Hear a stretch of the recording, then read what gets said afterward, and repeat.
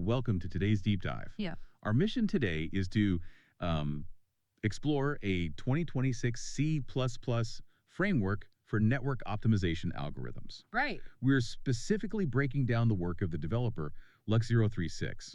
So we're looking at the mechanics inside these projects called DiGraphX CP and NetOptim CP, along with their lightning fast variants. Yeah, the fast variants are incredible. And I know opening up a deep dive with a, C++ optimization framework sounds like we're about to sit here and just read a dense technical manual to you.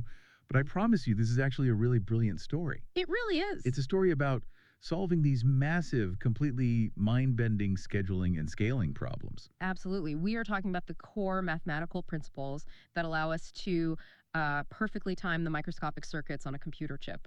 Or even, balance really complex global economic trade models. Which is wild to think about, because usually when we think about engineering a perfect system like that, there is this underlying assumption that we need to build up, right? Right. Like, we need to find the strongest, most efficient paths. If you're building a skyscraper, you focus on the reinforced steel and the solid foundation. You look for what works. That is the intuitive approach, certainly. You want to reinforce the positive elements to create stability in whatever you're building. But then you stepped into the world of complex computer science and network optimization, and suddenly that whole paradigm just flips. Completely flips. It turns out the secret to engineering absolute perfection isn't always about finding what works. Sometimes it's about aggressively hunting down the exact mathematical paradoxes that cause the entire system to collapse. Yes, exactly. Because you cannot truly optimize a massive, complex system until you know exactly where its breaking points are hidden. Right. Before you can optimize, you basically have to build a radar for failure. So if we want to build this robust system, where do we actually start? The documentation points to this foundational concept called the negative cycle. Yes. What exactly are we looking at when we talk about a negative cycle? Think of a negative cycle as a mathematical red flag. So in a directed graph, which you can visualize as just a network of nodes or cities connected by one-way arrows with certain weights or values attached to them, a negative cycle is a loop where the total sum of those edge weights drops below zero. Okay. And in the context of network optimization, finding one of these negative cycles means your system is fundamentally infeasible. Infeasible meaning like the math just shatters. Pretty much. It means the system has no valid mathematical solution. Wow. If you are trying to calculate the shortest path between 2 points, a negative cycle means no finite path exists. The algorithm would just get trapped, spinning in that negative loop forever. Like it keeps getting a lower and lower score. Exactly. Endlessly decreasing the total distance to negative infinity. And if you are dealing with rules about how parts of your system relate to each other, what we call feasibility constraints, a negative cycle means those rules flat out contradict each other. Let me try to put an analogy on this just to make sure I'm wrapping my head around it for you guys listening. It sounds a bit like a theoretical time travel loop. Oh, interesting. Like, imagine you map out a journey across a few different portals, but every time you complete the circuit and arrive back exactly where you started, you somehow end up a year younger than when you left. Right. Yeah. It's an impossible paradox. If you keep running that loop, you'll just keep getting younger until you eventually cease to exist. That is a very visceral way to visualize it, but it's accurate. If your system allows for that specific time travel loop, you simply cannot create a stable timeline. It just breaks. The entire reality of that system breaks down. So the absolute first step in optimization is deploying a tool to sweep your network and detect if any of these paradoxes are hiding inside it. And according to our sources, the tool of choice for this modern C++ framework isn't a new invention at all. It relies on something called Howard's algorithm. Yes. Which dates all the way back to 1960. Yeah. But 1960, we're talking about a 2026 C++ framework here. Right, it sounds ancient. Hasn't computer science outgrown a 60-year-old algorithm? Because the framework also mentions other options like Bellman-Ford or SPFA. You would think so, but Howard's algorithm operates through a very elegant policy iteration method that happens to map beautifully to modern computing architecture. Really? Yeah, it uses a 4-step process: relax, detect, verify, and yield. First, it relaxes the edges, which is really just a technical way of saying it estimates and updates the shortest distances between nodes. Okay, that makes sense. Then it detects potential cycles in what's called the predecessor graph. Hold on, predecessor graph. What is that? Imagine leaving a breadcrumb trail as you walk through this network. Okay. For every single node you visit, you make a note of the exact node you came from immediately before it.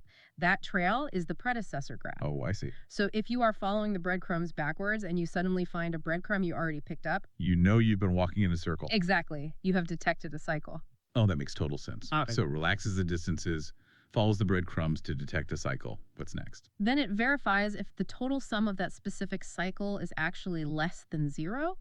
If it is, it moves to the final step where it yields that cycle to the user. But why is this specific method better than the other options you mentioned? Efficiency. Unlike Bellman-Ford, Howard's algorithm doesn't require you to define a starting source node to begin its search. Oh, so it just looks at everything. Right, it can evaluate the entire system holistically. Furthermore, when you are dealing with highly dense graphs that have thousands of interconnected cycles, Howard's algorithm reuses its distance estimates between iterations. So it's not starting over. It doesn't start from scratch every time it takes a step, no. Hmm. But the real reason it is the absolute champion for this specific C++ implementation is that final step, yield. Yield. It uses a generator pattern. Meaning it like hands them to you one at a time. Yes, exactly. It yields cycles on demand. It finds one, hands it over, and pauses. The alternative would be an algorithm trying to find and store every single possible cycle in the computer's memory all at once. That sounds heavy. In a massive network, the number of possible cycles grows exponentially. You would exhaust your machine's RAM and crash the system almost instantly. Right, because you are basically asking the computer to memorize a billion different time travel loops all at exactly the same time. Precisely. So we have this incredibly efficient memory-safe radar for detecting impossible paradoxes.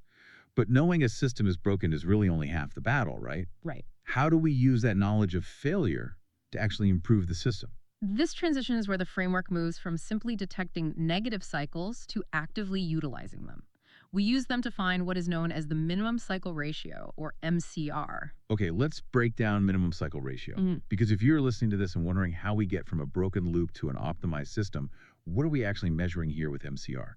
Think of a cycle where instead of just one value per edge, you have two distinct variables. Let's call them edge costs and edge times. Okay, cost and time. The minimum cycle ratio problem asks, out of all the thousands or millions of possible loops in this entire network, which specific loop gives you the absolute lowest cost to time ratio? So it's looking for the worst offender. Exactly. You are hunting for the ultimate bottleneck, the most critical loop that defines the absolute physical limits of your system's efficiency. The documentation mentions converting this into a parametric feasibility problem to solve it, which, I'll be honest, sounds incredibly dense.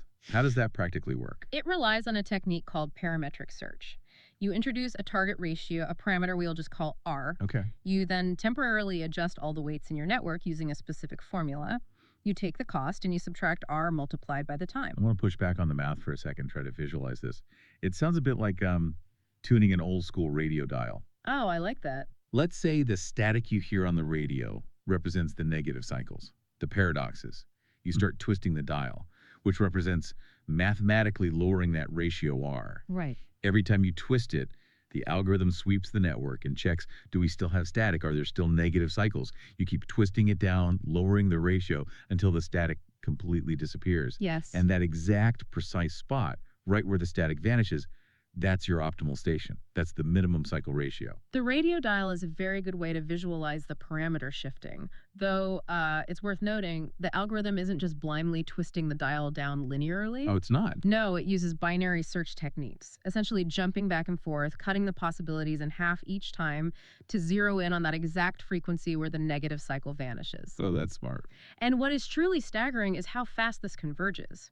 In practice, this algorithm typically only requires 5 to 20 iterations, or 5 to 20 twists of the dial, to find the absolute perfect bottleneck, even in a network with millions of nodes. Wait, 5 to 20 twists? That's it. Yes, it is remarkably computationally efficient because it isn't checking every single path. It is just smartly narrowing down the threshold of feasibility. So we have this theoretical framework where we turn optimization into a game of avoiding negative cycles by tweaking a math dial like 20 times. Yes. Where does this actually live outside of a C++ code base. Right, the real world applications. Yeah, if we have this paradox radar, how does it physically change things for you and me?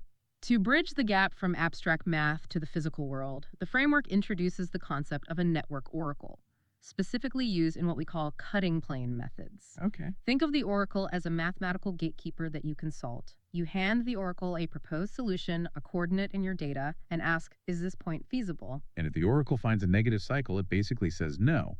But the documentation says it provides a cutting plane. What exactly is a cutting plane? A cutting plane is a mathematical boundary based on gradients.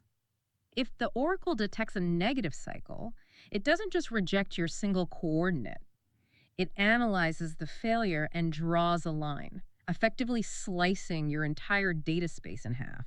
Like a GPS navigation system. How so? If I ask my GPS for a route and it realizes that an entire bridge is out on the east side of the city, it doesn't just say, that one specific route is bad. Right. It draws a hard boundary along the river and instantly deletes millions of potential route permutations that would have relied on that bridge. That is a much more accurate way to look at it. The oracle uses the negative cycle to draw a boundary that permanently eliminates massive swaths of impossible solutions all at once. Which speeds everything up. Massively. You keep asking the oracle, it keeps drawing boundaries and cutting away the impossible areas until you are boxed right into the perfect optimization. Which brings us to the actual physical applications. The first one in the documentation is clock skew scheduling in microchips. Yes. This is directly impacting the device you are probably using to listen to us right now. Very likely, yes.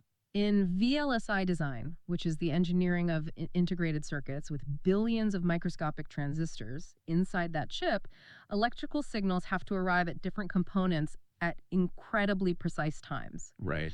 If a signal arrives too early or too late, the chip misfires. Clock skew is the difference in those arrival times, and this entire scheduling issue is fundamentally modeled as a difference constraint system. And we know difference constraints are solved by hunting for negative cycles. Exactly.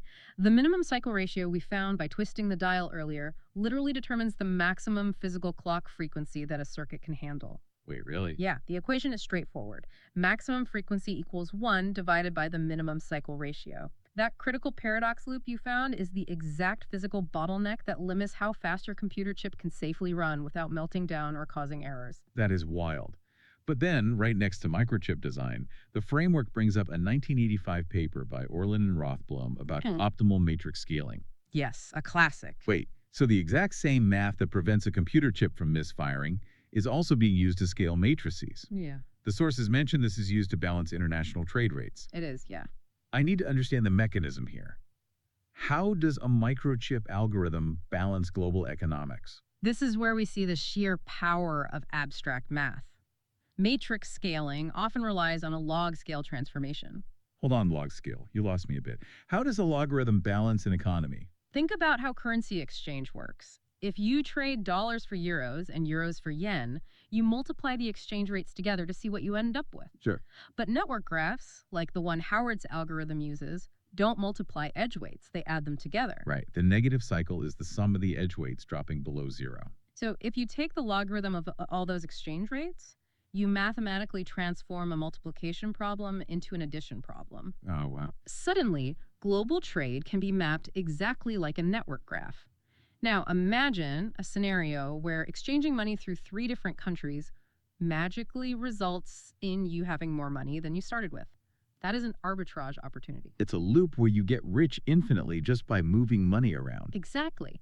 And in our network graph, once you apply that log scale, that infinite money loop shows up A as negative cycle. Yes. It is a mathematical paradox indicating the economic model is out of balance. By using this framework to hunt down and eliminate those negative cycles, economists can perfectly scale the matrices to find the exact exchange rates that balance the global trade network. Mind blown. Seriously. And the same log scale trick works for urban planning. Yes, scaling origin-destination traffic networks. Balancing the flow of cars entering and exiting city grids so traffic doesn't mathematically gridlock. That's amazing. Whether it is an electron in a microchip, a dollar in the global economy, or a car in a city grid beneath the surface, they are all just flows within a directed graph bound by difference constraints. Okay, but this brings up a massive logistical problem. The theory is beautiful, but running these calculations on an entire global economy or a microchip with billions of transistors. It's a lot of data. Yeah, that requires serious computing horsepower. Let's look at how developer Look 036 actually built this in C++ so it doesn't just, freeze the computer. This is where we dive into the architecture of the FAST framework. The documentation outlines the evolution from the original projects, diGraphX CPP and NeToptim CPP, to their large-scale variants, diGraphFast and NeToptim Fast. Again, they had to change a lot, right? They had to make extreme technical trade-offs to achieve that speed, starting with memory storage. The original version used hash-based maps, which is pretty standard for a lot of programmers. But the fast variant moved to something called CSR format, which stands for compressed sparse row, essentially contiguous arrays. Right. Why does that matter so much? A hash map is highly flexible for a programmer. You can add or remove nodes dynamically. But in terms of the computer's physical memory, the data is scattered everywhere. When a modern CPU needs data, it doesn't just grab one byte from RAM. It grabs a whole chunk of adjacent memory and pulls it into its ultra-fast L1 cache, assuming it will need the data right next to it. So it's like having a really messy, disorganized filing cabinet. Yeah, exactly. If the algorithm needs file A, then file B, then file C, but they are scattered in different drawers, the CPU has to keep going back to the main RAM to fetch them. Those are called cache misses, right? And they're the biggest bottleneck in modern computing. Precisely. Every cache miss stalls the processor for roughly 100 nanoseconds, which is an eternity for a CPU. Yeah. The CSR format, those contiguous arrays, takes all those nodes and edges and packs them tightly into a single, perfectly ordered flat array. Like a single file conveyor belt. Exactly. When the CPU grabs the first node, it accidentally grabs the next 10 nodes with it straight into the cache. The CPU just crunches the data without ever having to wait or search. It turns the relaxation step of Howard's algorithm into a blindingly fast linear loop. That is so smart. But storage is really only half the battle. They also completely revolutionized how the algorithm tracks where it has been. This is the visited tracking. Right. In the old way, every single time the algorithm swept the network to look for a cycle, it used heap allocations to create a brand new hash table of all the nodes it had visited. Meaning it had to constantly pause and ask the computer's operating system, like, hey, can you carve out some new memory for me? Over and over again. And asking the operating system for memory allocation is incredibly slow. The fast variant introduces epoch-free visited tracking. Epoch-free. Yes, it creates a single pre-allocated array of start vertex IDs at the very beginning of the program. There is no hash table, there are no memory allocations during the run. And because it uses unique start IDs for each run, it doesn't even have to waste time clearing the memory between sweeps. Right. So It just overwrites what it needs. It is pure, uninterrupted processing. they also stripped out heavy library dependencies. The original codebase used a library called CPP-Coro to handle the coroutines for yielding those cycles we talked about. The generator stuff. Right. The fast version drops that external library entirely. It uses pure STL, the standard template library built natively into C++, and relies on raw callback functions. It eliminates the overhead of third-party code. I also want to highlight something in the documentation called warm starts during the parametric search. Oh, yes. This is crucial. Because if we go back to our radio dial analogy for finding the minimum cycle ratio, twisting the dial to lower the ratio R down 5 to 20 times. In a standard setup, every time you twist that dial and change the parameters, the algorithm has to recalculate the entire network from zero, doesn't it? It does, which is a massive waste of computational energy. The fast variant uses a specific function called Howard warm. How does that actually save time? Because when you twist the dial, the underlying physical structure of the graph hasn't changed, the cities haven't moved, only the weights of the roads connecting them have shifted. So Howard warm preserves the predecessor graph, that breadcrumb trail we talked about earlier from the previous iteration. It feeds those breadcrumbs right into the next twist of the dial. Wow. It essentially gives the algorithm a massive head start, allowing it to converge on the new negative cycles almost instantly. It's just brilliant, aggressive engineering. And finally, there's the multi-edge support. The fast variant returns edge indices instead of just edge values. Which solves a subtle but very critical problem in graph theory. How so? If you have two parallel edges between the exact same two nodes, imagine two different highways connecting the exact same two cities, but one has a slightly different toll cost. The original version might struggle to tell them apart mathematically. Because it just looked at the value of the route. Exactly. By returning the specific index, the unique ID of the edge, The fast version perfectly disambiguates which specific highway is participating in the cycle. It evaluates both parallel routes and mathematically guarantees the lowest weight edge wins without confusing the paths. It is absolute precision layered on top of raw speed. Let's pull all this together for you listening. We started our journey today with the counterintuitive concept of a negative cycle, a mathematical paradox hiding inside a system. Right. We learned how a 1960s method, Howard's algorithm, is still the undisputed champion for hunting them down because its generator pattern basically saves our computer's memory. And then we explored how parametric search uses those exact negative cycles as boundaries to find the minimum cycle ratio. It is literally tuning the system to find the ultimate bottleneck. And we saw how this abstract math, powered by cutting planes and network oracles, scales to the physical world.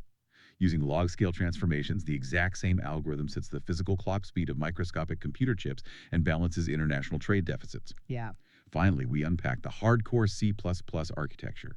CSR formats eliminating cache misses, epoch-free tracking, bypassing the operating system, and warm starts reusing breadcrumb trails. All of that allows this framework to run at blinding speeds on massive global datasets. It highlights a really powerful truth about modern computer science. The most groundbreaking capabilities often come down to a relentless focus on fundamental mathematical primitives and just extreme memory discipline. But I want to leave you with a final thought to chew on today. Something that wasn't explicitly in our source material, but that this entire discussion really points toward. Okay. If finding and eliminating these negative cycles allows us to perfectly time computer chips, and taking logarithms allows us to perfectly balance economic trade networks, could we apply these exact same parametric network algorithms to human biology? Oh, that is a profound application of the theory. Think about it. Imagine mapping the brain's billions of neural pathways or charting the spread of a virus through a global population as a massive difference constraint system. Right, modeling it as a graph. What if we could use these incredibly fast C++ algorithms to hunt down the biological paradoxes, to pinpoint the exact critical cycle where a cell mutates, a disease takes hold, or a neural network misfires? If we can use structural failure as a mathematical design tool to perfect a computer chip or balance a city's traffic, maybe the secret to optimizing human health is just waiting for the right algorithm to find the impossible loop. Thank you so much for joining us on this deep dive. Keep twisting that dial. We'll catch you next time.